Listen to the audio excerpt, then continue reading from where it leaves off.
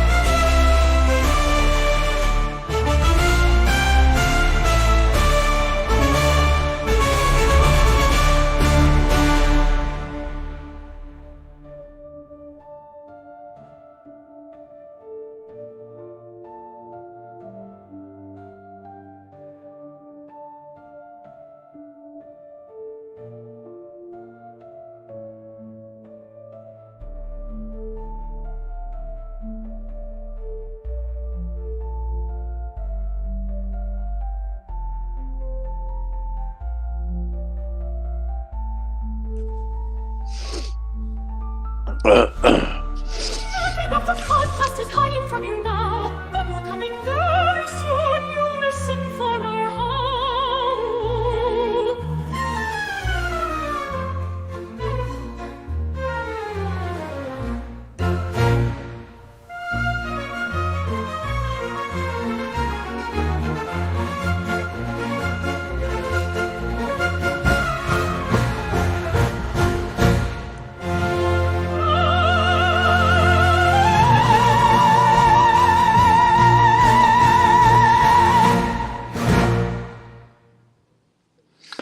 Is anybody? Hello. I hear somebody. Is that Nikki?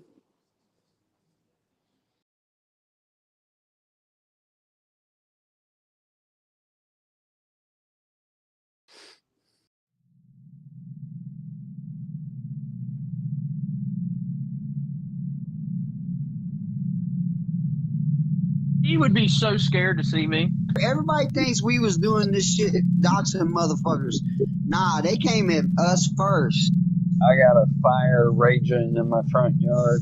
Oh, why did you set your front yard on fire? Are you drinking again? Smacking off the podcast. Fuck your seeds on balls. You can't force authorities. Smacking off the podcast. Fuck your team, dog balls. You call them sports authorities. Smacking off the podcast.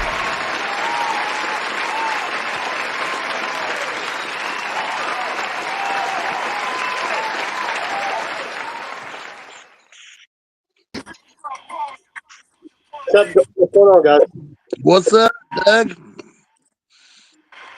I've got my fingers crossed. My internet speeds are good. I don't even know that that's what caused it. I've never actually paid attention to it before until the other night because last night. That was a fucking nightmare. It was squawking. It was squawking, making that electronic like a fax machine noise when you were talking, and then after that, it started having trouble. Can you all hear me? Yes. We can all hear you, Ed. All righty, good. All right, so let's just jump in before this shit goes haywire. There you go. All righty. Wait, hold on one second. We got a new guy. Sean Devine. Hey, what's going on? All right. I think we're good. I want to. I have a question for Sean from last night. What's that? Are you going to welcome him to Smacking Off the podcast, and then ask? Yes, let's welcome Sean Devine to Smacking Off the podcast. Hey, good evening.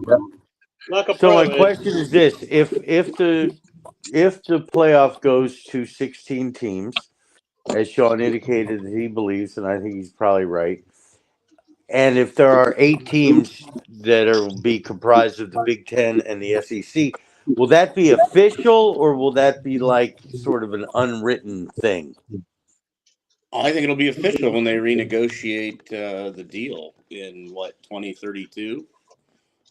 You know, this CFP has a contractual lifetime, you know, and then it gets renegotiated. So it wouldn't surprise me if that's a stipulation from the two big dogs in the room. So you think they'll do like Texas did to the Big 12, and those two conferences are going to dictate to the CFP what to do? Pretty much. So let me go ahead and get this out. I tried to get it out last night, and that's what brought the podcast down. So we'll see if it brings it down again. Everybody keep their fingers crossed. Sean, I think Sean's the only one that's doing the rankings the way the committee's going to do them. Am I correct, Sean? That's I think Bob's was close as well. Yeah. Yeah. Okay. But okay. They're looking at it right now. Like, the way I'm looking at it, though, is like they deserve to be this week is my thing. Yeah, I'm with you. I'm with you, Nikki. I'm not really into these what do you call it? Sorry, when a conference championship gets you automatically in the top 4, I'm auto berths. Yeah, I know they're doing that, but at the moment, right now, I feel that Ohio State if they play Oregon again in the big championship, they liable to win the game. So I think these are 2 really good teams. So that's the way I'm going to rank it, and until the end, I'm going to rank it like. And you know, I hate the fact that a group of 5 team can't be in the top 4. If a group of 5 team, if I believe a group of 5 team is in the top 4, I'm sticking them there. And I agree with that because I think the group of 5 team can if it's a conference champion, and I think that conference champion is stronger than one of the other conference champions. Because we could. I would love to. I hope that's the case because that's the way I like it. It'll be tough to sell it because of their schedule. Yeah, but some You of could them. I'm make not it. You looking. could make an argument for Army if I'm not they looking go at schedule. unbeaten. This isn't BCS anymore. I know like strength of schedule has some pull, but I'm going right now. We have too many one-loss teams, and we have a few that are just undefeated. But I'm back to you, Sean. Those are the ones that deserve to be on top. Yeah, Until but they you're right. start trickling down. If they lose a game, then I can put one of these other one-loss teams that has a stronger schedule above them. But undefeated Army, what they will have had to go through to be undefeated by the time of the CFP would definitely, in my opinion, be higher than a 12 seed. There's no way around it. What do you think, Sean? Yeah, I mean Army's, and they've not only are they unbeaten, but now they are in a conference. They're in the American, which it's probably not as good as the Power Four, but if they go unbeaten, if they're perfect, I don't see how you couldn't. So It'll be similar I'm to wondering if basketball. It'll be similar to the basketball in that a team like an Army will probably be 12th. But what we will absolutely not see is a team like in Alabama finish 12th, just like a power conference team will never be a 16th seed in March Madness. Yeah, it's unlikely. So- I mean, Well, I don't necessarily agree with that because if Army is unbeaten, say they don't get the auto bye week, but if they're unbeaten, they won their conference. Who's to say they can't be a 5, a 6, or a 7? The group of 5 participant doesn't need to be in the 12th slot per se. there you go. That 12 seed could be a 2 or hell, maybe in some years a 3-loss power conference team. Well, that was like So Florida. you're right. If Florida could have won and they lost 3 games, they would have been in the playoffs. Losing 3 games because of their strength of schedule. Yeah. Let me tell you something, Nikki. If Florida it's not went going to 9-3 happen. with this schedule, that would have been incredible. Nikki, can you hear me? Yeah. Okay. So Florida is about the only team that I've seen looking at their schedule that has a legitimate chance to get into playoffs if they fucking win out, because they got a hellacious schedule. They do. And we're actually. But by the way, that probably means they're not going to win out, though. No, we're not. I went out, but that shows like they actually started improving when they needed to. Honestly, I didn't think it would beat Kentucky 3 weeks ago. Well, they started looking better against Tennessee. Against Tennessee, I've seen that they were a solid football team, especially defensively. And then the fact that Kentucky made mistakes to shoot themselves in the foot and Florida didn't is really what won the game for Florida. And plus they must not believe that Lagway was going to go deep. With all the zone that Kentucky plays, they were going 1-on-1 with the Florida's playmakers, and Lagway was hitting them. I got my hats off to Florida for playing Lagway and letting him throw it deep. That was a great performance on his part. And that's why I'm actually okay right now with Billy, because you guys know I'm not okay with him because of what happened off the field, not on the field. I still give him props on bringing this team together. But every game, Lagway being a freshman, allowing him to ease his way in. We've seen it every game. He's had to start 2 games now because Mertz got hurt at the beginning of the season. Now, first SEC start.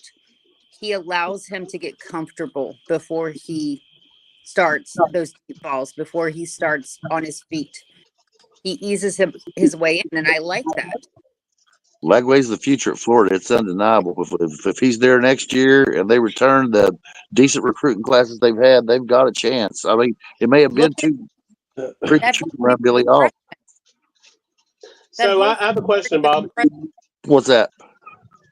So you don't have Notre Dame in your top 12. I don't have Notre Dame in my top 12. I don't believe that Sean has his Notre Dame in the top 12. It's really hard to find a place for them, but we know that it's going to, if they keep winning, they're in. I think they'll most likely be in. The trick that I'm doing, the trick that I'm going with is that Notre Dame and Army play here in a few weeks. Yeah, I mean, and that's when, and I feel like Notre Dame's going to beat them. But I'm just trying to give tribute to Army right now. And that's how I'm Well, doing my Notre Dame plays where they Navy tomorrow. Yeah, Navy's a good team too. You can't forget about Navy's also undefeated. They've got a scheme that's really productive. They will be undefeated after tomorrow. Who? We said that about Northern Illinois, Doug. So you're right. Do we think that Notre Dame beats both Army and Navy easily? I don't know. If they beat them easily. I don't think either one will be easy. Yeah. I mean, those games will be other than Army versus Navy, which we might get twice this year, which would be awesome. Other than Army versus Navy, them playing Notre Dame is their Super Bowl. Hallelujah. All right, so Ed is kissing your ass, John. See, I don't Ed's got Notre Dame at 7. That makes me very suspicious. So, and I'm as a big a Notre Dame fan as I am. This year's schedule is very light, and we have the terrible loss to a MAC school. So we have to do. There needs to be two things. Notre Dame needs to win out and be 11-1. And they need some other teams that are up there to get a second loss, and then then we're in the conversation. But until those two things happen, me personally, if I'm being objective, they're not going to be in my CFP right now. But if they win out, I don't think they need help. But that's a big if. That's in this crazy year that we've seen. And it's not just Notre Dame. Look at how many teams that we have discussed since before the season that's been dominant, that we didn't think there was a chance in hell that they were going to be beat by anyone, that turns around and loses to nobody. And now I'll return the favor to Ed and be nice to him. And after last week, we can finally say it. Ed was absolutely 100% right about Indiana. Congratulations, Ed. You saw that back in August. And so my apologies to questioning you on that. You were right. But I will preface it with, let's see how they finish. Well, can I go ahead and add this, Ed? Where is Indiana in your top 12? I didn't put them in there. Huh? Oh, I did. Did you do that on purpose? Did you do that on purpose, or are you just trying to fuck with us? I mean, I think they've got a little bit of work to do before they're firmly in it. There's just too many teams. It's hard to get all these teams in the top 12. You got like 17 teams that could be in the top 12. Look how historic it could be with Indiana. Here's possibilities. You could have a playoff that's highly historic with both Notre Dame and Army. You could have the Army could lose to Notre Dame and yet beat Navy twice in both the conference championship and the Army Navy game, which is after the conference championship. You could have Indiana and Notre Dame, and Army in the first college football playoff, right? BYU's still hanging around unbeaten, I think they're the best right now, sitting in the Big 12. There might only be 7 of the Big 10 SEC teams. Somebody might not make it. There might be the controversy that we love in college football could still happen. Stay away from Tennessee. It's just crazy now because it's 12 that we got the flexibility that we have. But now that flexibility is proving to be a challenge because all these other teams that in previous years we just, they're done, they're gone, are hanging around. It's like we said the other day, it's 34 teams are still realistically alive for this thing. And it's because we're on a complete different playing field. There's not just a few teams that are sitting around with the greatest of the greatest. We have these players that are being dispersed because of NIL all over the country. The I transfer, Sean, are you they're getting Sean? back Are you up. counting Florida? I think if Florida keeps winning, they'll be right back in the conversation because of that So schedule. are they in that 34 teams that you just mentioned? They are, as a matter of fact. Okay. Now if Okay, they cool. lose one more, then they're out. So Yeah, they're out. You're right. There's no they're- fucking way. But I tip my cap to Florida. There's no to- way now. We've got Georgia. We've got LSU. I can see us beating LSU. I can see us beating Ole Miss. Georgia, I'm on the cusp. I really am because they're really big headed right now. So there is a chance because that's a hated game. They hate. I tip my cap to Florida for, playing that schedule. That's incredible. Another one is Arkansas has got a very difficult schedule. USC has a very difficult schedule. So, and we're seeing it. I think we need to shout out real quick to Alex and let him know that Florida's won more than 2 games. So thank you, sir. So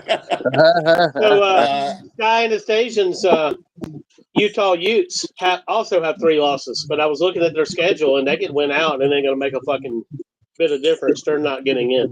They're not getting in. The only other team I think and by the way, fuck you, Sky. And Arkansas. If I'm Fuck your team. Is that what you're saying, Nikki? Yeah, you know it. I'm like pulling for Nebraska this weekend like it's my job. Like I'm the biggest. Awesome. But I think with this flexibility and with all these teams that are still alive, I think the one thing that it's been, like Nikki said, with the dispersion of talent and the portal and NIL, the ratings this year are way up in college football. So people like this. This is exciting. It's a new, fresh kind of college football world we're in. Versus years past where you go, well, we kind of know the 4 teams that are going to be in it, maybe 5, and everybody else, well, you're going to the Meineke Car Care Bowl. No offense to Meineke Car Care, Meineke's great. Don't talk about Michigan like that, Sean.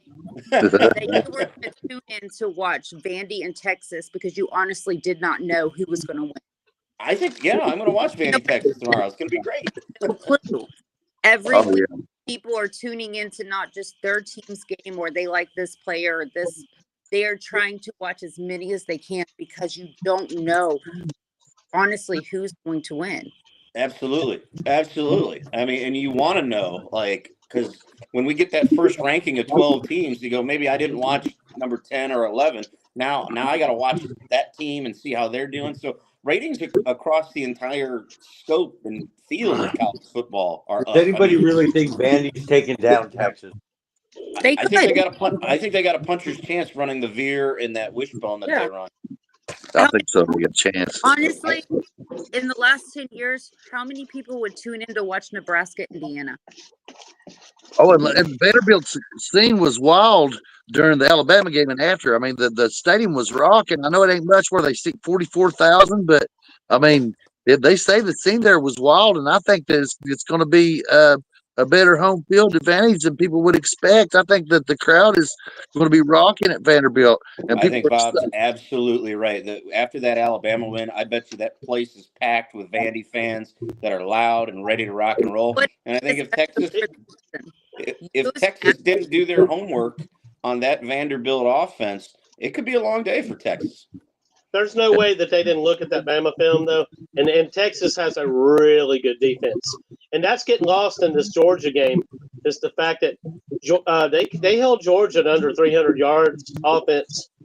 If you would have told me that before the game, so Texas is going to hold Georgia to under 300 yards offense, and their quarterback's going to throw 3 interceptions, Georgia's that is, I would have picked Texas. Yeah, I'm not disagreeing with you, Doug, that Texas's defense isn't absolutely talented. But the difference between Georgia's offense and Vanderbilt's offense, Vanderbilt's offense is very assignment heavy, and it makes the defense have to think. Bob knows exactly what I'm talking about. Like if they don't set the edge on defense, that allows that misdirection, that counter, and that quarterback for Vanderbilt runs that offense very, very well, Diego Pavia. So hopefully Texas didn't just look at and see, oh, we got Vandy this week. No problem, Well, Vanderbilt Vanderbilt needs to make it known that they mean business from the get go. They can't get down 14. No, I agree. I agree. Well, I'm definitely anchors down tomorrow. Oh yeah, anchors down, baby. But also, look at this. We discussed this before. If they would use Nashville as like for recruiting and stuff, they could bring in the players. They just use Nashville to fill their stands, taking that goalpost down Broadway. People were on video. I am not a Vandy fan, but I will be at their next game. Yeah, Like they were they're throwing excited. down. So we Yeah, might. I mean, you still have the challenge of getting players into Vandy. I mean, you're not wrong that Nashville and Nashville Metro has a lot of talent, but again, Vanderbilt's not going to compromise with their academic No, requirements. they don't. You know what? Those I players go to Kentucky, like Randall Cobb was from the Nashville area. before the season, I agreed. I said, but I will say now they now know what it feels like to win. They now know what it feels like to beat Bama. They know what it feels like to be on top and to be ranked. Now they know, oh, we might have to make an exception when it comes to football. I would love to see it. I think. I mean, you already have the best conference. I mean, and if another team in that conference can get relevant, I think that would be great. I mean, the But is SEC's it about Pavia, though? been incredible this year. Is it Pavia why that Vanderbilt is? I mean, without Pavia, though, would Vanderbilt be all that good? No, No, I think Pavia get is the leader. he's the catalyst. He's the leader, man, and he knows how to run that veer. He has so much fight in him. It's not even. I watched it at Notre State. Their defense is obviously not that strong. So, but they fight. They feed off of that offense. They might not be as big. They might not be as strong. But we watched them against Bama. We've watched them against every team they played. They feed off of that offense. Right. What they need to do. The defense will not be. The defense will not be out schemed because Clark Lee, their head coach, was the former D coordinator. So they will not be out schemed. Now, will they be out talented? Absolutely, but they're never not in the right position or where they're supposed to be. If you watch them, They need to control the clock. Oh, I agree. And how they're going to do that is how you describe. It's a monumental challenge, no doubt. But I think everyone's rooting for Vanderbilt. That would be, if they could do it twice in 1 year, I mean, that would be great. You know what I think Vanderbilt's going to do? I think that Texas is going to try to set the edge in the manner that Sean's saying. And Texas runs a lot of 4-3 and a lot of 3-4, but when they're in the 4-3, they're one edge on one side is phenomenal. I forget his name, but he's off the hook. So they think that they'll set the edge. But here's what Vanderbilt will do that the other teams wouldn't do. They'll hand it to the fullback out of the option, right? And Vandy uses their fullback. Absolutely, Bob. Yeah.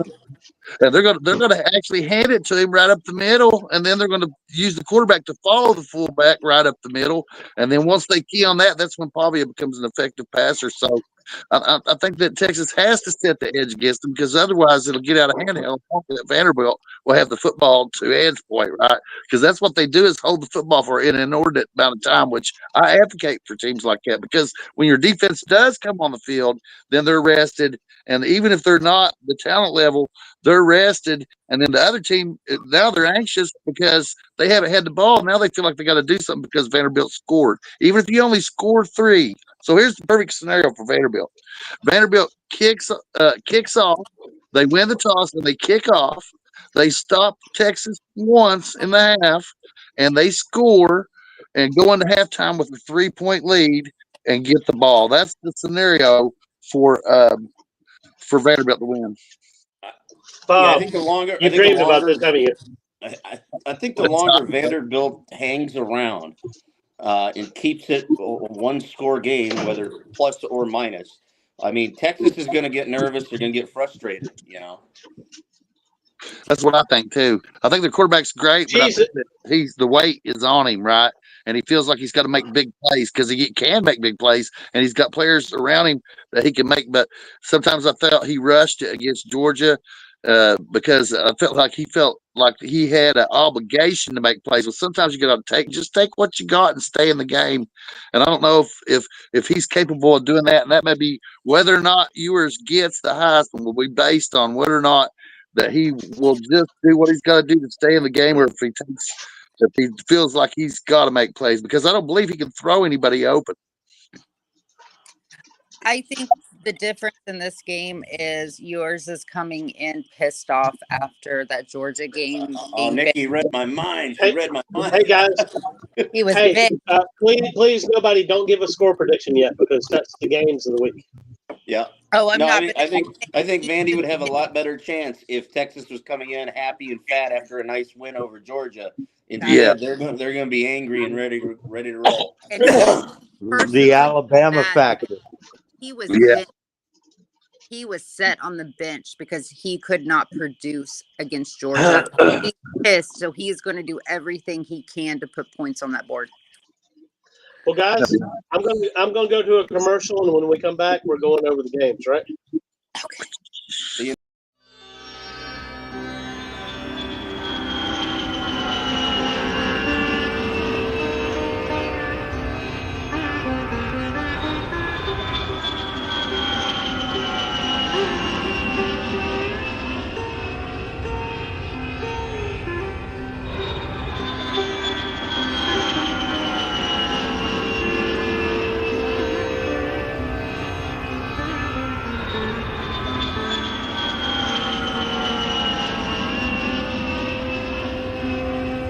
CBD for Life offers a variety of THC-free CBD products, including CBD rubs, gummies, tinctures, sprays, CBD skincare products, and more. Expertly crafted to help you look and feel your best. Go to smacology.42web.io and click our CBD for Life link at the top of the page for great deals on assorted CBD products.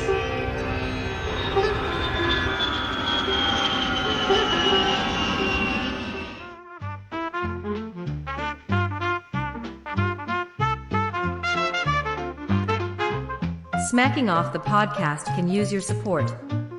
How can you support us? You can buy awesome products using our affiliate links. These are products you want, products you need, in other words, stuff you will likely buy anyway. Go to smacology.42web.io and use our affiliate links at the top of the page. eBay, Fiverr, CBD for Life, A Premium Auto Parts, Clear VPN, Haley AI, Fans Edge, and Pinpause. We appreciate your support today, as well as in the future.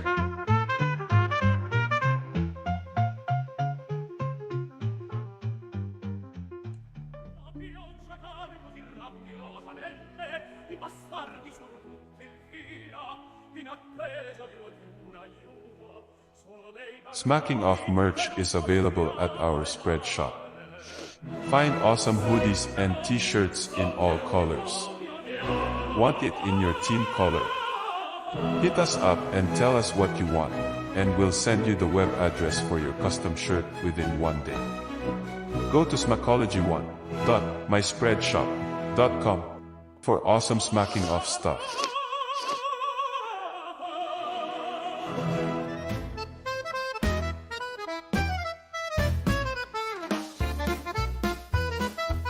Prioritize your pet's health, not financial stress. Comprehensive accident and illness coverage. Preventative care. No breed or age restrictions. For pet-centric membership perks included. Plans starting at $19.99 a month. Don't let inflation catch you unprepared. Your pet is counting on you for everything. Go to smacology.42web.io and click the pin pause link at the top of the page for the best pet care insurance in the business.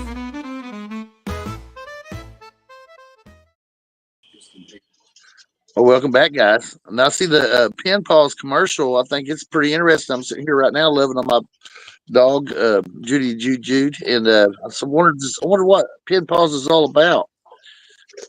It's insurance, and I mean, right now shit's not too good, and people get caught by surprise with vet bills, and it's a good time to get pet insurance. And pet insurance has really become the thing these days. I have it.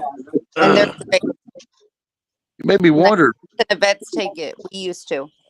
I had a bulldog named Rocky that was Rocky the 16th, and he was retired from being the mascot of 3rd Infantry Division, and he should have had VA coverage, guys. We should have. All of That's our right. pets have We same love our insurance. pet. Yeah, we gotta take care of the pets. Rocky the Absolutely. 16th. And you can't let inflation fuck your pet around, because pets have nothing to do with our fucking money, right? Exactly. We can't do it.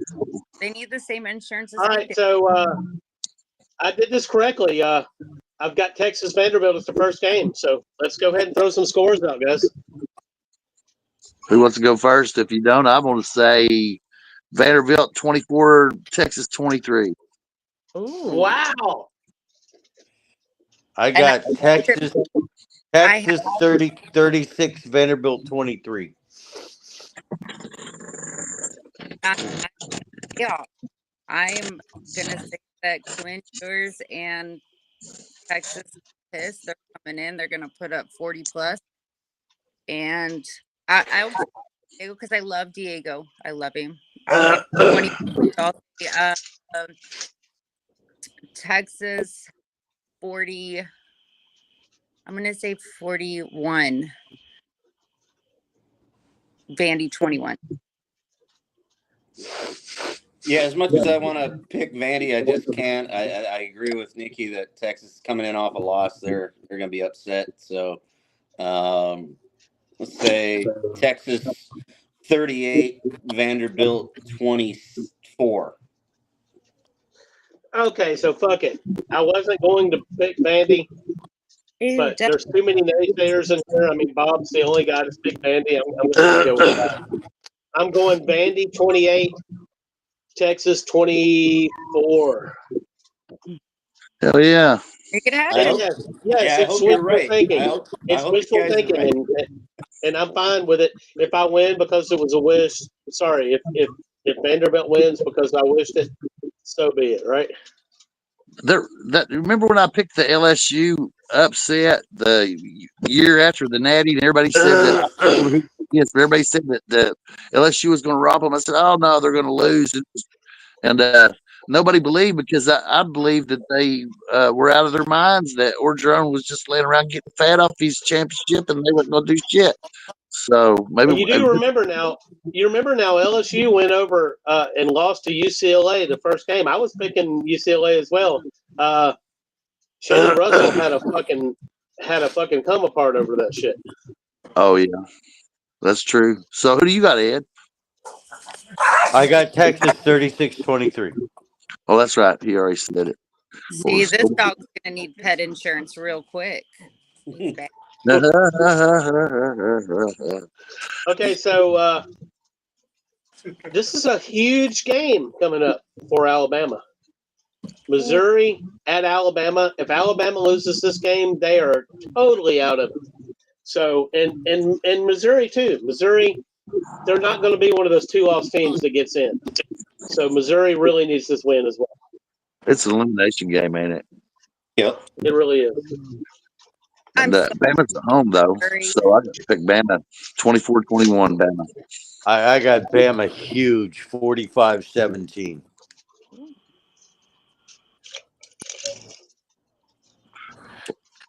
What about you, Nikki? Who you got? I'm this one's I have Bama. And I think Milroe comes out tonight and tries to prove himself. Because he's got a lot of hate for Jesus. A lot of hate. That's a big motivator. Who you got in this one, Sean? I think after probably a really good week of practice, it's at home in Tuscaloosa. I have Alabama big in this one. Alabama 44, Missouri 20. I can see that. I'm saying like 44-14. I think that defense for Bama is going to show up. Yeah, they're going to kill All right, so I'm going with Bama on this one, but it's going to be close, and Bama can lose this game. Absolutely lose this game. I've got Bama winning 24-21.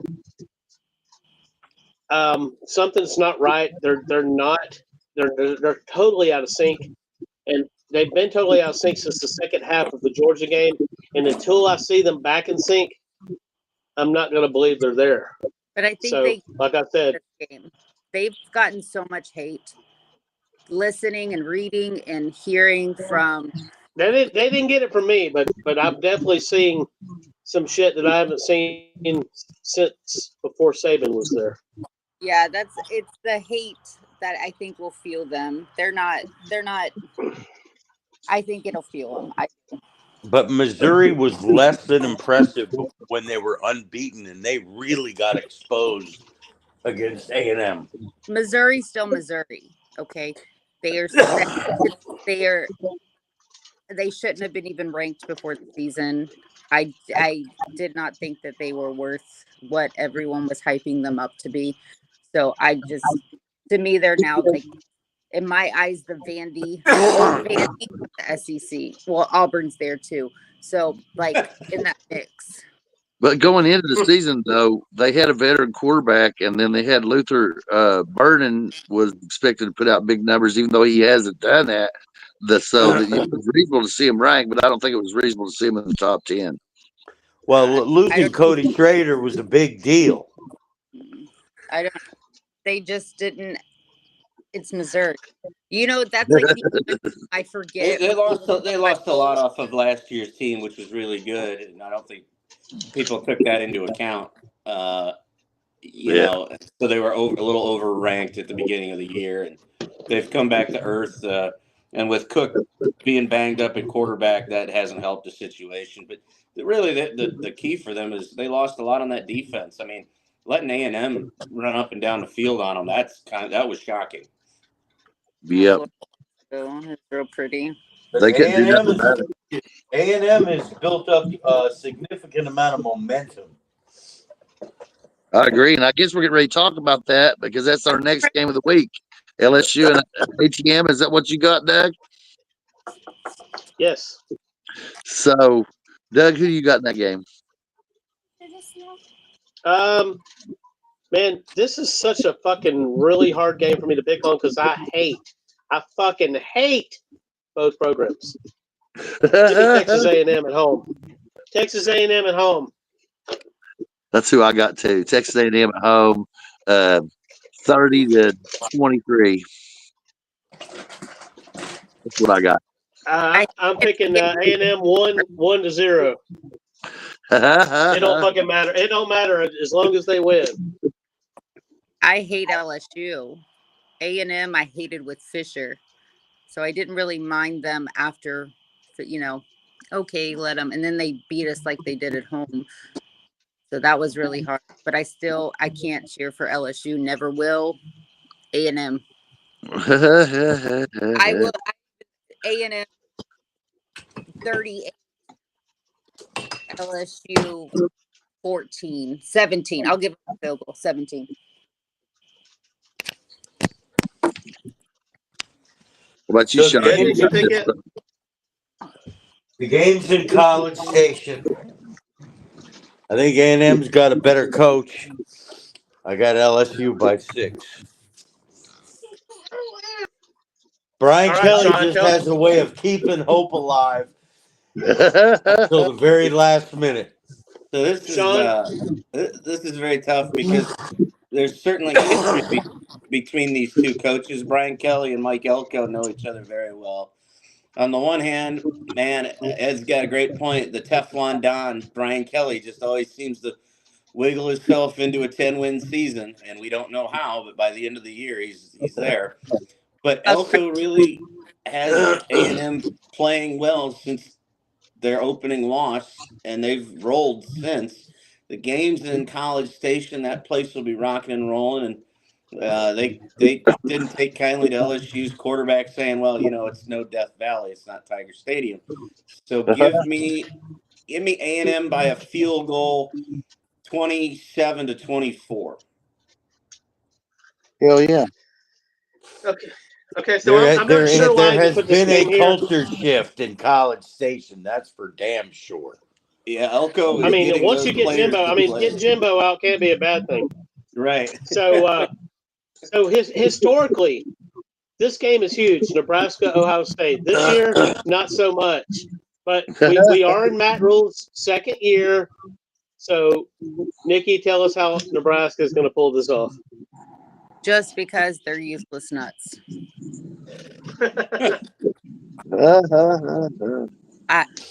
I don't know if they're gonna. I want them to. So there's a big difference. I think Ohio State ends up rolling them, but I want Nebraska to show up and shut up the haters. Like, I mean, I think that the fact that Nebraska got killed by Indiana probably benefits them a little bit coming into the game because maybe It does. Ohio State maybe Ohio State kind of sleeps on them. Well, yeah, and they've been known to sleep on teams and get beat. I don't know. I think Ohio State's a damn good team. I do not think they win a natty like we've told all season. We now know they will not go undefeated. We're told that as well. So I say they win, but I think Nebraska gives them a little bit of a fight. A little bit of a fight. I agree. 38-21 kind of game. Rule will have them show up after last week's disaster. But Ohio State is the better team. I see it like the Ohio Nebraska comes in strong first half of the game.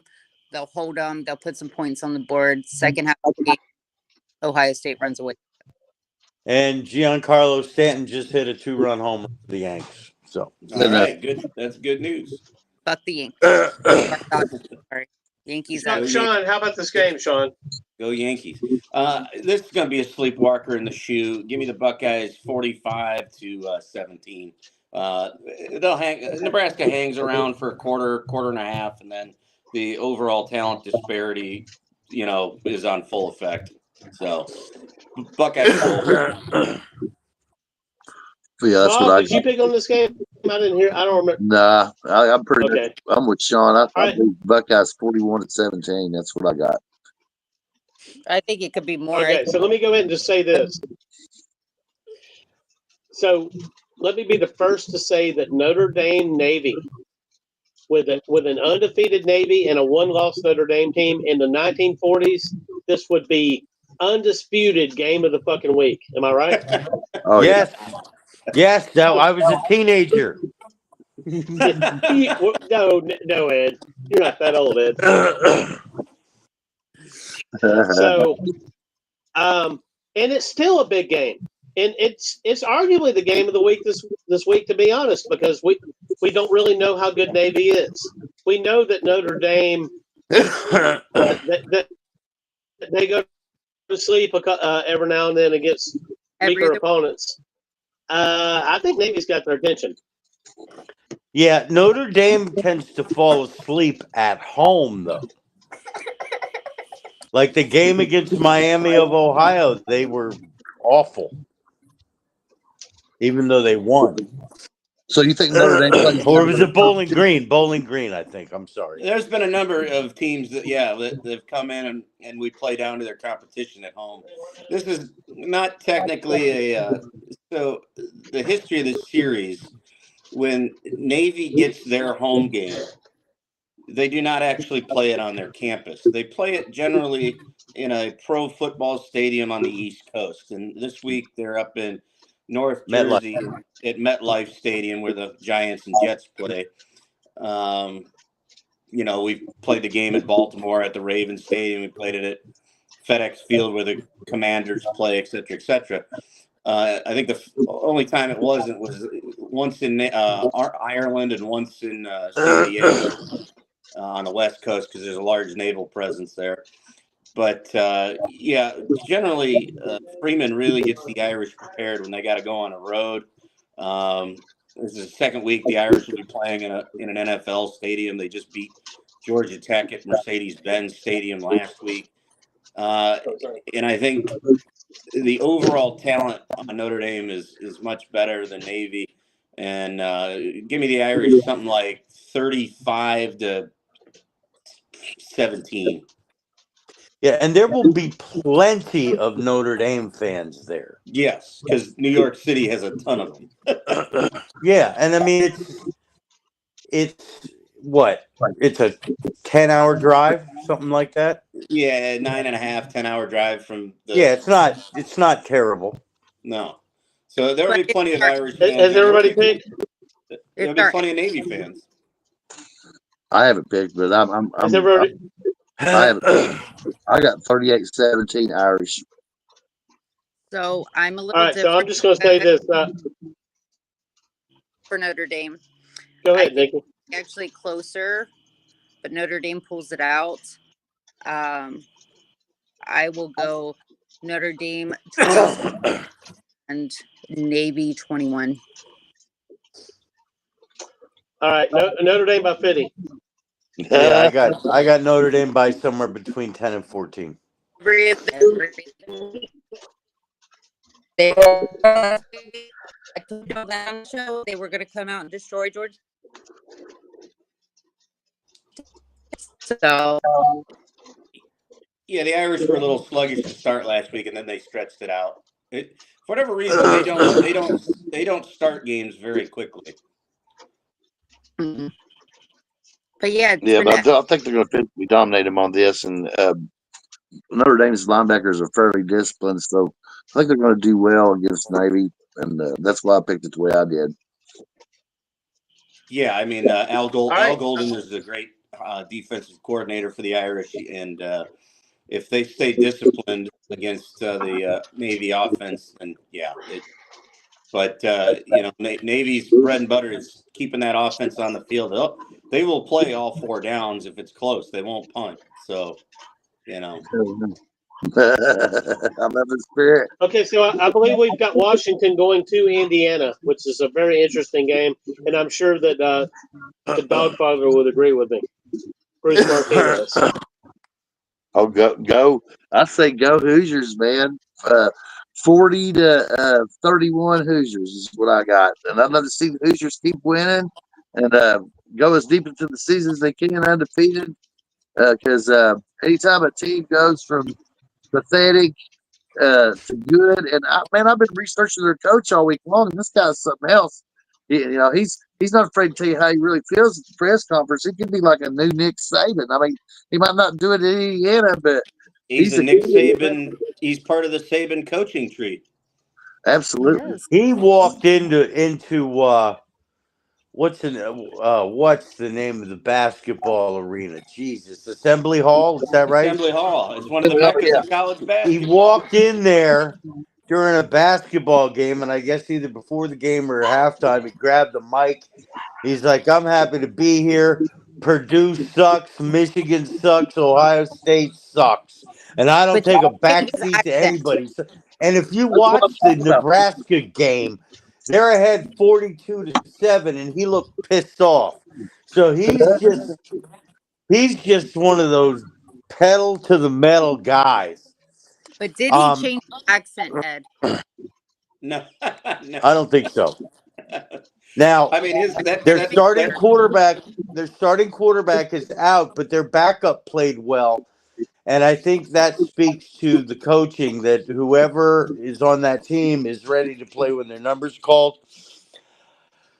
I think Washington gives them more of a game, and I don't think Indiana's got, I mean, they emptied the gun last week. I think Indiana 31-21 kind of game. I don't think they kill them.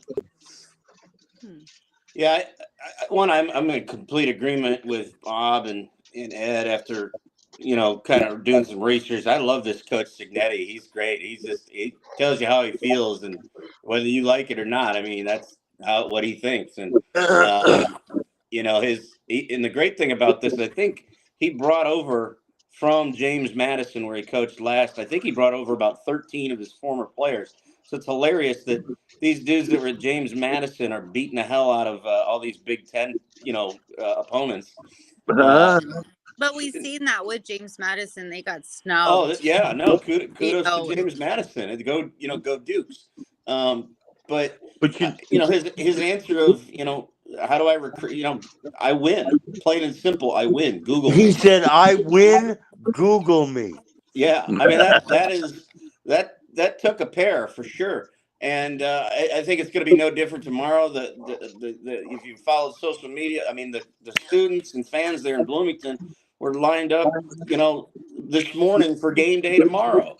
They're camping out, so I think the atmosphere is going to be great. I think Indiana delivers. Give me the Hoosiers 28-17 over Washington. There you go. Sad. Yeah, because if they struggle, that crowd's gonna stay with them where they wouldn't have done that in the past. Yeah, that's correct. I'm going All right, Indiana so for my main reasons is my high school boyfriend was a kicker for Indiana when they sucked. So, good for him when they sucked. But so Indiana by 1. I'm going Indiana by 3 for Ryan Hamry. That was their field goal kicker. I got you. I'm going. I will say, by 3. Just by 3. Doesn't matter. Is it everybody on this one? Yeah. Okay. Well, no, I don't know if I picked. I'm going with the Indiana close. Sorry, Bruce. Indiana at home. It's going to be a hard nut for Washington to crack, right? There you go. So we know that Tim Bailey is definitely looking forward to Oklahoma going to Ole Miss. Oh, I'm sure he is. Hey, the good news is Oklahoma won their bye week last week, I think. They did. No, I heard they lost. They did. They finally grabbed a win. I heard they lost. Their wide receivers are still not playing. I mean, Ricky Pearsall is playing for the 49ers after being shot in the chest. And Oklahoma's injured player still hasn't come back. I think they get a couple of them back tomorrow, from what I read. They get 3. They settled on their starting quarterback too. What was the one? Hawkins? What's his name? Hawkins, they settled on their starting quarterback, so there was a bit of a controversy there. But I don't believe it's going to help them any. Even though I don't feel Ole Miss is as good as they said they were preseason, I still believe they'll probably win 28-24.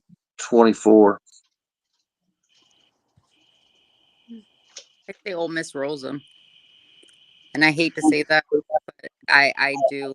Oklahoma's just not. Oklahoma's bad. They're not good. Their offensive line. Their offensive line is obsolete. It doesn't matter who they have at quarterback. They can go back and forth. It doesn't matter. I do think Ole Miss comes in and rolls them. I'm gonna say Ole Miss 48. And I will be nice and give Oklahoma 14. If I was Oklahoma, I'd run the fucking wishbone or something, guys. They if I was in this position, 13. what do you think about that? If it was this point of the season and you knew you had a defense, you knew that you were prone to turnovers, and that your line could really hold. Well, I mean, I would do insane shit. Prone to turnovers, Bob, you just nailed it. Prone to turnovers, and they're going to start running the wishbone this late in the season. They're going to be fucking turning the ball over right and left because they haven't run it before. That's true, but at least they're down. Defense does not. Their defense at least they'd be trying something, right? Yeah, I mean, I would get some kind of power football is what I would do if I were them. I know they've got to develop a quarterback. This is Oklahoma we're talking about, and but they just are not able to get it done, and the quarterbacks are getting smashed. Like you said, Nikki, there's no line play that's any good, and they're getting crushed, and they want to hold the ball, and they can't hold the ball, and nobody's open, so they can't deliver the ball, so they're fucked. I mean, really, if the truth of it, and so they're going to have to do something. Nobody uses the draw play anymore. Does anybody ever notice that? With all this blitzing going on from the outside and from the edge, now it's become a position, the edge rusher. Instead of just being a defensive end, he's thought as an edge rusher. Now it's his goal, no matter what, to get in the backfield. So all that pressure's moving straight up the field, right? So what are you going to do? It is collapsing from the outside, in my opinion. Draw plays against teams like Ole Miss and Texas would be very effective. Against Texas, I believe it'd be particularly effective because it'd be even further in the backfield. And that's what Oklahoma's not doing. They're not creative on offense. They're not moving and pulling guys to create spot moments of pressure on the defensive line of the opposing team. They're not scheming in such a way that they can impose their will at select spots along the line and select gaps, to your point earlier in the show about gaps in the line and how do you defend against running game and the option and so forth. Well, they're not making point gap uh, adjustments where to say, well, we think we can win this gap. So we're going to pull the tackle on the guard from this side and we're going to delay and maybe run a counter to that side because then we think we can win there. And that's not the kind of play calling that's going on in Oklahoma. And if you love to see Blue Bloods win, then you've got to be concerned about that.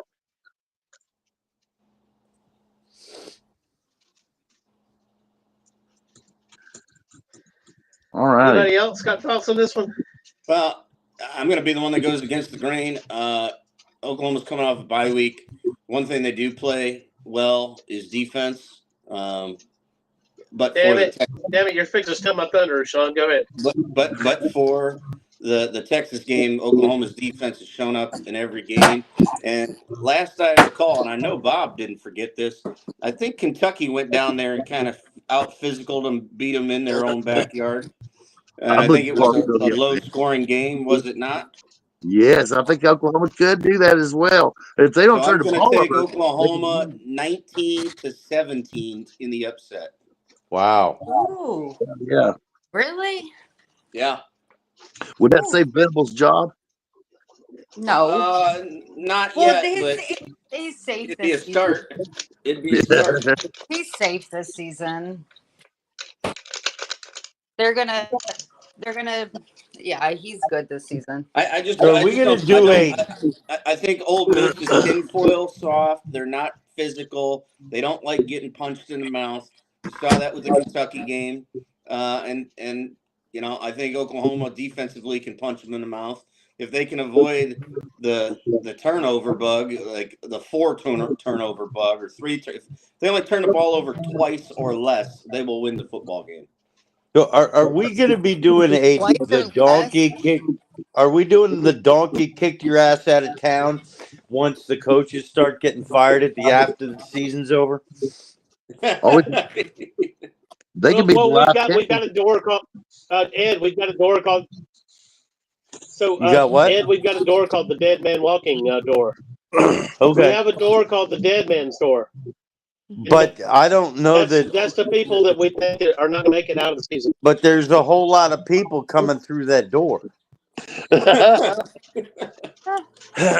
You're right, and we're going to try to cover everyone that we spot. Ed. Okay. Every fucking one of them. Save this season. They're going to write this season. All right, so I'm going with Oklahoma 17-14. I think Oklahoma's due to pull a game off that they're not supposed to.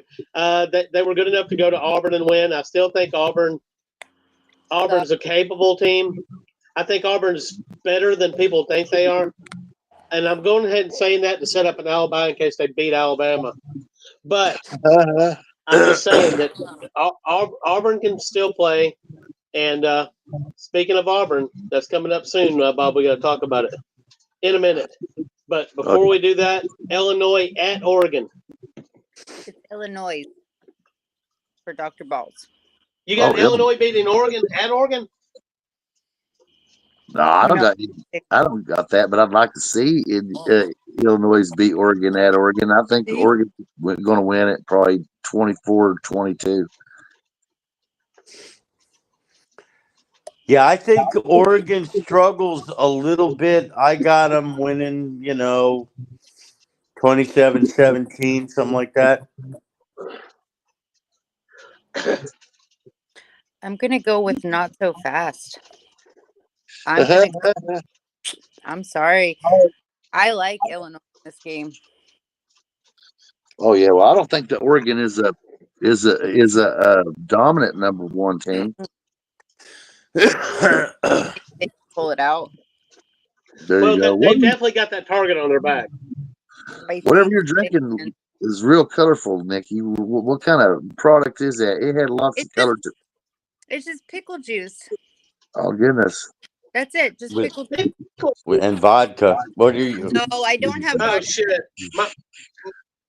Are My you, wife drinks Nikki? Are pickle you juice Nikki? Are sometimes. you playing? I Are swear to you God. playing for the Eagles this Sunday? You got to stay hydrated. Got to stay hydrated. I'm drinking my Tarleton. Yeah, because pickle juice is not going to hydrate you. It's going to dehydrate you. No, it hydrates you. Too damn salty. No, it hydrates No, you. but when you're working out, you lose salt, so it replaces the salt. That's why it hydrates you. Freaking out by my beer. There you Don't you go. remember when the Eagles did that? They drank a bunch of that shit before a Dallas game and they rolled them. Yep. We don't like the Eagles. Fuck the Eagles. The Eagles can die. And that was why it wasn't it in. So. Yep. Oh, let's not get her started on the Cowgirls and how Sean, bad that season's going. Okay, let's talk about the Raiders. So I already told you the Raiders were going to be bad before the season. I wasn't talking about taking the Cowboys to the Super Bowl, but that's a discussion for another day. I did say that. That's another segment, guys. As much as I'd like to see Illinois win, and fun fact for this game, the last time Illinois went on the road to play the number one team in the country, you know what they did? They won. They won. They beat the Ohio State Buckeyes in 2007 in the Horseshoe. I wish I could say that's going to be the case, but the Big Ten teams going 2+ time zones on the road. Oregon's just got a little bit too much talent for Illinois. Give me the Ducks 30 to, let's say, 19. Is it everybody on this game? I believe so. I mean, I like Oregon close. I don't know. I mean, I think it'll be a sloppy game, and Oregon will figure out how to win. This next game, I only put it on here because this game in the fucking 90s was the end-all be-all game every fucking year. It was the game. That was the game. It's a turd now. It's a turd circling the toilet bowl. But well, it's one-sided. We've got Florida State going to Miami, and this is a regular rivalry game. You really can't tell what's going to happen. Strange shits happen even when one team is bad. Doesn't mean that it's not going to be a good game or that the shitty team's not going to win. Yeah, but I believe Miami's going to crush them utterly. I'm thinking 41-10 is what I'm the thinking. shitty team is not going to win this one. You're giving FSU 10? Well, only because Cam Ward is prone to turnovers. Wait, it doesn't matter who's quarterback? Like Glenn or DJ, they both are prone to interceptions. So it really doesn't matter. Yeah, I wouldn't give them 10. So, Norvell, he's won the Donkey Brower parade since the beginning of the season. So I don't want to harp on him too long. We all know that he sucks. He can't make cohesiveness. I don't believe they're going to do it tomorrow either. He doesn't have the horses for this one. They lost to Duke for the first time ever. Goodness. I think a lot of the Florida State players are already looking at the transfer portal for next year. There's no culture there right now. Canes roll them 41-7. Yeah, I won't even come up with a different score. Not that I'm taking Sean's credit away, but that sounds about right. I think the Canes are going to do what they normally do. They're going to spot Florida State at least 14. But yeah, they win in the end, 38-21. But I don't know if they could spot Florida State 14 if the Canes were in the locker room. They could have. What you're saying is the Canes will have to run the plays for Florida State to score. Yeah, I mean, after they lost, as Nikki pointed out, after they lost to Duke, that's a soul-sucking defeat. The season is lost. It is good. It is a pretty good Duke team, though, right? It is, but I mean, They're not terrible. Florida, I think the writing's on the wall. Florida State's not going to a bowl. So what are these kids? They're just going to go through the motions until the Canes just start, putting the hammer down on them, and they'll go back to Tallahassee with an L onto the next game. Well, hey, Sean, Sean, I hate to have to say this, but this is what happens when you make it to the first bowl game out of the playoffs, and you don't even show up to the fucking game. Most of your players don't even fucking go. This is what happens. The next year, you don't even make a fucking bowl. Yeah, I mean, that was a culture destroyer for that program to not show up and compete in that bowl game. And a lot of people, like you said, were going to take notice of that. And it certainly. I was disappointed. I wanted to see him show up. I really wanted to see a top-notch, the best Florida State that we could see against Georgia. And they probably still would have lost. But yeah. I did. And I hate them both. Okay, It so was embarrassing, Dr. Ball. It was embarrassing, Doug. I mean, Dr. Ball. Yeah, what's up? You got to tell us how UK is going to fucking beat Auburn, because I don't want to hear anything else. God damn it. Well, they're both, really bad. So this is going to be one of those all-futility bowls where you get to see really bad football, right? When you watch a lot of bad football and it comes from both sides, it can be actually pretty entertaining. So I believe anything's possible in this matchup. But I'm going to pick it anyway, and I'm going to say UK wins 13-10.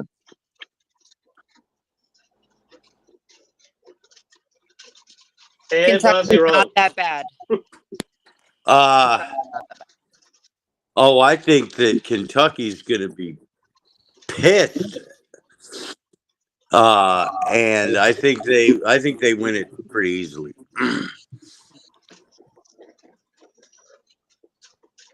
And just so you all know, there's a fairly significant game on tonight. Yes, I saw that earlier. Who is that, Ed? Give us an update, Ed. State and Boise State UNLV. Oh yeah, it's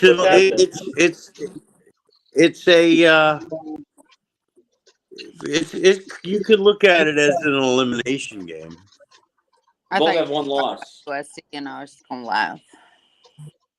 Hell yeah! So Sean, who do you got in this matchup of horrors? I think this is going to be a grimy, smash mouth kind of game. A lot of turnovers. First team to 17 probably wins. It's in Lexington, I believe. Give me the Cats 17-12. No. Oh my God. No. What do you got, Nikki? Tell us about it, Nikki. I've seen good football of Kentucky this year, and I've seen bad football. I do not think they will allow Auburn to come into Lexington. And no.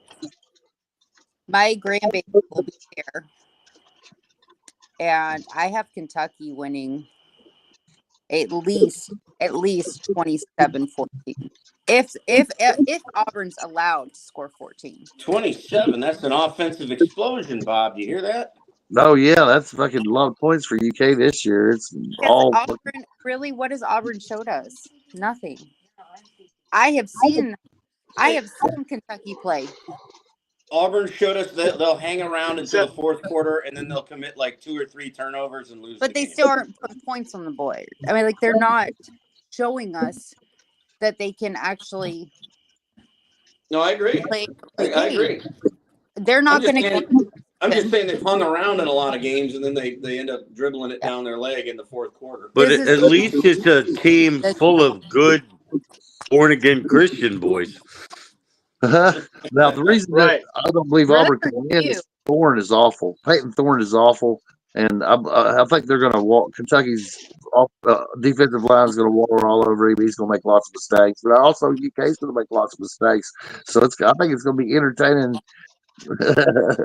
Bob, is Vandergrift going to start? I honestly think we're going to see the same Brock. We're going to see the same team that we've seen against Georgia. They're playing Auburn, which means they're going to put some points on the board, and Auburn doesn't have a chance. Now, I haven't seen anything official on the starter yet on that one, actually, which is interesting, even though I've heard a little bit of Kentucky Sports Radio. But I'd like to see Winslet start. I think they can take him. He was the quarterback at he was the quarterback at Rutgers and had a little bit of success. I think they could use him in the same manner they used Lynn Bowden and get some traction out of it. If they could get 2 wins in their last 3 games, they might almost be bowl eligible. So they've got to do something. So I would put Gavin Winsley in because I don't believe that Vandergrift is that good. And since he's going to be there another year, they say, might as well let him watch some football because he ain't getting it done. No, I don't think they turn on him. I think they allow him home to prove himself. If not by the half, then they take him out. I like UK 24-10 because I hate fucking Auburn. I kind of feel bad for them. I kind of wanted to just pick them because I think that they do have a game in them. It'll probably come in the Iron Bowl. I did see an interesting stat come across the other day, and it's like it was the strange stat of like Auburn was grouped in with a lot of these unbeaten teams where it's like teams that are averaging 5 yards per play on offense and giving up less than like 300 total yards on defense in a game. And it was like Auburn was the mismatch in a group of like Indiana, Miami, BYU, and whatnot. So I think so. It's hard to figure out why they're not winning. I think Bob hit the nail on the head. Peyton Thorne is terrible. Auburn commits 3-4 turnovers a game. They're also undisciplined. They commit a lot of penalties. And when you do that, you tend to lose games in the fourth quarter like they do. How did he become terrible? He was good at Michigan State. Hugh Freeze is but not a here's the quarterback. deal, though. It's called Reverend Freeze, honey. He is not. Yeah, what happens when they play a mistake-free game and they don't turn the ball over? They might win. That's what they might win. They might win. Right. Yeah. All right. So Ed, speaking of Michigan State goes to the Big House to play the Michigan Wolverines this week. So I'll be working at the sports book where there are multiple TVs, and I will glance at the game periodically while I'm watching Texas and Vanderbilt. Moore has gone back to Davis Warren, who started the first couple of games. And I guess at this point, we don't know whether it's just a matter of inexperience. I guess he's got a decent arm. I got Michigan winning it 27-17 in a somewhat watchable encounter. Hell yeah. I got Michigan winning 24-21. They're at home. The talent's a little better, so I'm going to pick up in this one, guys. By field goal. Sean? This is one of those great Big Ten rivalry trophy matchups. The Paul Bunyan Trophy's on the line. And, Michigan State sneakily has been getting better and better. They have a better head coach in Jonathan Smith than the Wolverines have in Sharon Moore. That news that news that Ed just gave us is great news. Michigan's going to go with the statue. The guy can't move. Give me the Spartans in an upset 28-24. Damn it, Jim. And the shit will start hitting the fan in Ann Arbor if Sean's right. And that would be great. Nikki. Michigan State. They 21. It's all Michigan State by 50? I'm just going to go 21-14. I don't think either team is that good, but I think Michigan State is a little bit better. Sorry. Yeah, guys. and what Sean said is true. Jonathan Smith is a very good coach, and this is his chance to put a stamp on the rivalry. So that does make the game dangerous for Michigan. That is a fact. Does he get a lifetime extension? No, Question. because it's based upon how you do historically, but this is his first rodeo, so he will have his team fired up. Historically, because Florida State gave it out like easy, and other teams do. You see your rival. I mean, look at Hugh Freeze. He's hired by Auburn because he could beat Bama. I don't think that. Well, because he has beat Bama. Yeah, I mean, that's what I'm saying. Gus had a better record against Bama, but he they fired him. State. It would have kept him at Ole Miss for years if it wasn't for Mississippi State and his. No. If it wasn't for that company credit card, That He lovely. was making phone calls with the company credit card. yeah. But No, I think All right, so give me. I think Ed hit the nail on the head there. I mean, Jonathan Smith, he knows rivalry games. He just came from Oregon State, which I know most of the country doesn't care about, but inside the state of Oregon, that is a very heated rivalry. Same with Michigan State, and particularly for Michigan State, because Michigan doesn't consider them their number one rival. Ohio State is. So that's extra insult to the Spartan Nation. And so they're going to be fired up to win this game, big time. Hallelujah. And they take All right, it. so give me Michigan. Give me Michigan at home by 7. Ew. Come on, Doug. I know. I'm sorry. I agree with Nikki. Ew. I mean, Doug is assuming we're going to get 7. Well, by 7, so I'm at least 7, right? At least 7 and up, right? So this is the game of the fucking day. That's a rushing touchdown, right, Doug? Not a passing touchdown, because Michigan doesn't know how to throw the ball anymore. Yeah, they have to run to win. Yeah. So here's the deal. This is the game of the day. Forget about all the other fucking games we said was game of the day. This is it, because this is the Pony Express. Yes. SMU Mustangs going to the Duke Blue Devils, which is not a bad team. Duke's got one loss. Just one loss, and SMU theoretically could win the ACC in their first fucking year. Wow. It's still a possibility. You love that, Sean? Did we not say that? I love it. Well, I think you, myself, and Ed all said watch out for SMU at the beginning of the year in August. We did. And we got called out 2 times that first game. I'm a witness. SMU. Ew. Look at them. I don't think that Duke has the offense to hang with SMU. I think you're right. 100%. As a team, to hang with SMU. Doesn't matter offense or defense. They don't have a team to hang with SMU. SMU's one loss was out of conference by 3 points to a very good BYU team who's unbeaten. Duke's loss was to Georgia Tech at Georgia Tech, and improved Georgia Tech, but not to where they were. I think Ed's right. SMU's offense is going to be too much for Duke. Give me the Ponies 38-20, 21. 38-21. But wasn't that Georgia Tech coming off a massive win against Florida State?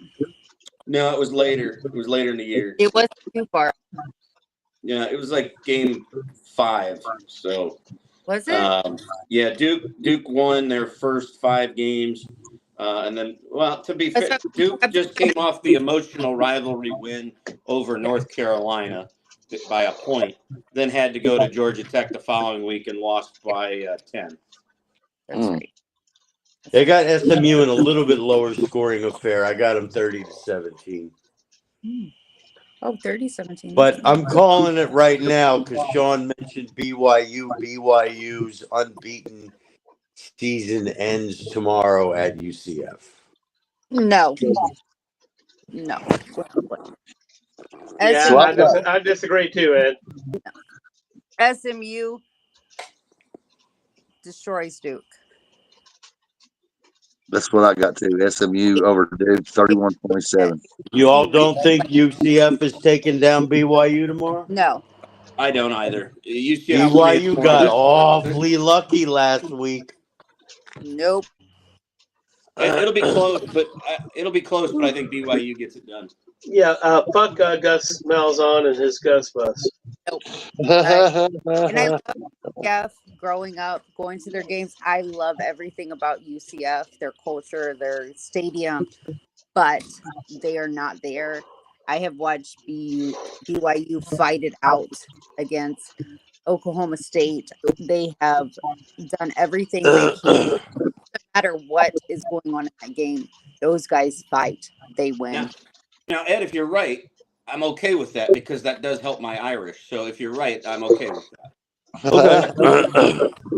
But I just don't think it's going to happen. No. You know, if I'm Notre Dame, what scares me is the season after beating Army and Navy and running the table in the last You game. don't have to tell me about the trip out west. You don't have to tell me about that. I'm just saying, especially against the USC team that's going to have 5 or maybe 6 losses and will be loose as a goose. That's what would worry me. Trust me, there have been better Notre Dame teams to head out to the Coliseum that shouldn't have lost, and somehow Tommy Trojan figures out a way to steal a win over the Irish out there in that building. That building has been a house of horrors for Notre Dame throughout the decades. So I'll be at that game. Trust me, I will be very nervous. Very nervous. I won't be. Lincoln will be left.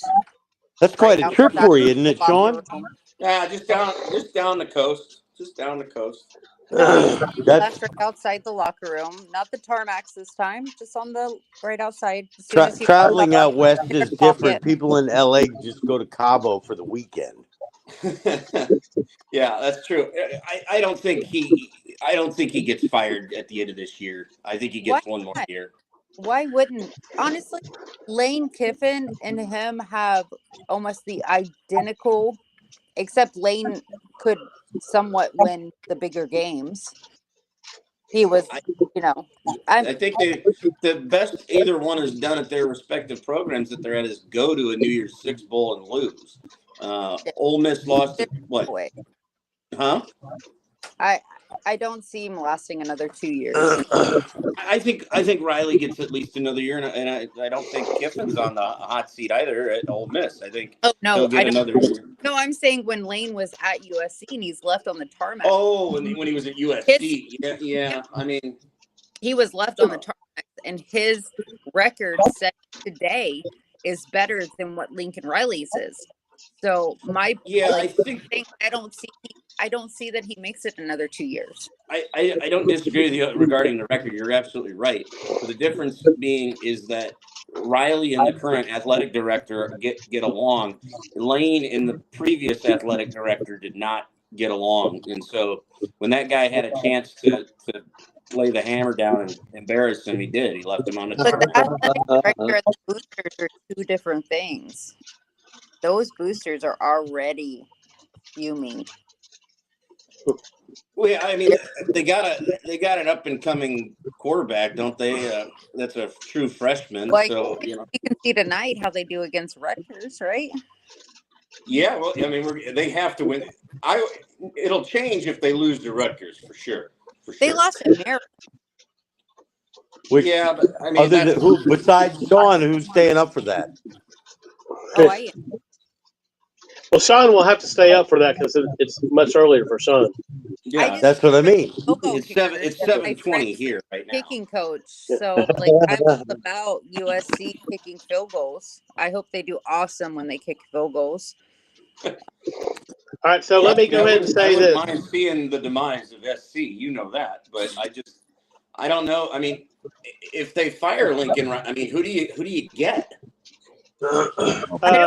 Mike Gibbs.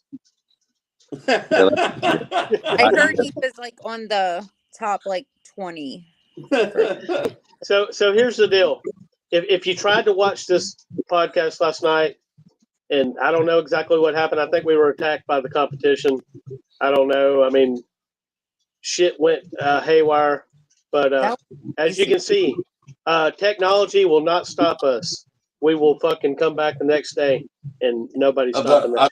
I'm going to indirectly answer the USC question. At some point, somebody is going to back up a Brinks truck and an underage blonde to Urban Meyer's house.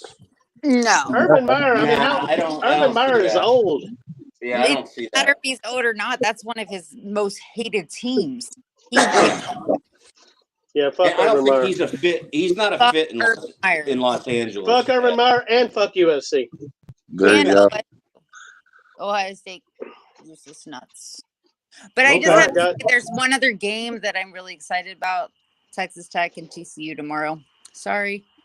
Give me TCU at home. I see. You know what? I'm all about it, and I think TCU pulls it out. But I want to see Tech. Texas Tech is not good. Our local boy, Coy Aiken, plays for Tech. I need to see him put up a few touchdowns. But yeah, TCU for sure. Texas Tech is just not good. Is there any other coherent thoughts? I don't have any. Good night, fellas. Good night, Nikki, and good night, fellas. Good night. Good night, everyone. Smacking off the podcast. Fuck your city, dog balls. Because sports authorities. Thank you for supporting Smacking Off the Podcast. Make sure to stream in every Friday at 9 p.m. Eastern Time for an all-new live cast.